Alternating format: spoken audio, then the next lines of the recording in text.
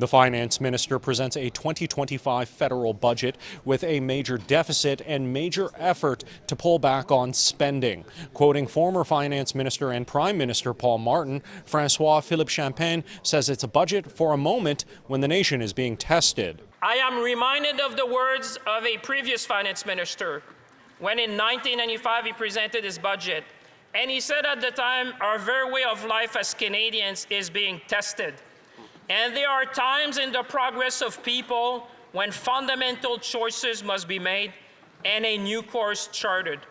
For Canada, Mr. Speaker, this is one of those times. This year's deficit sits at $78 billion, and national debt for 2025-26 is projected at $1.34 trillion. The budget promises spending cuts of $60 billion over 5 years. One of the most notable areas the government is planning to trim is the civil service, aiming to slash 40,000 jobs by 2029.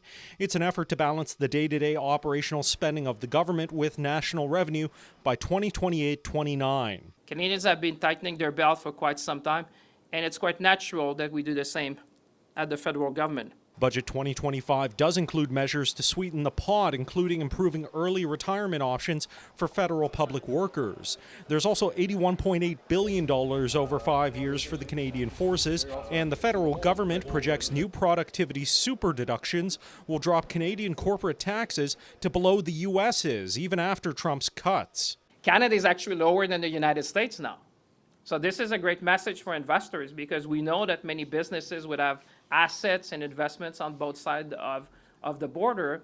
And one of the things we need to do always is to see how we can remain competitive with our largest trading partner. I mean, historically it has been mixed, to be honest, these kinds of measures, because we don't have a lot of companies that have a lot of scale who can use these tax credits. I think I would say net, it's a plus to have them. Whether it will be transformational and change the nature of our economy, it remains to be seen. Former Trudeau advisor Robert Asselin says the deficit is an issue, but notes it was already at $42 billion in the fall economic statement before the trade war even began. The budget will be debated for 4 days before a vote. However, the House breaks for a week for Remembrance Day, meaning any vote on the budget and this government won't happen until the second half of the month.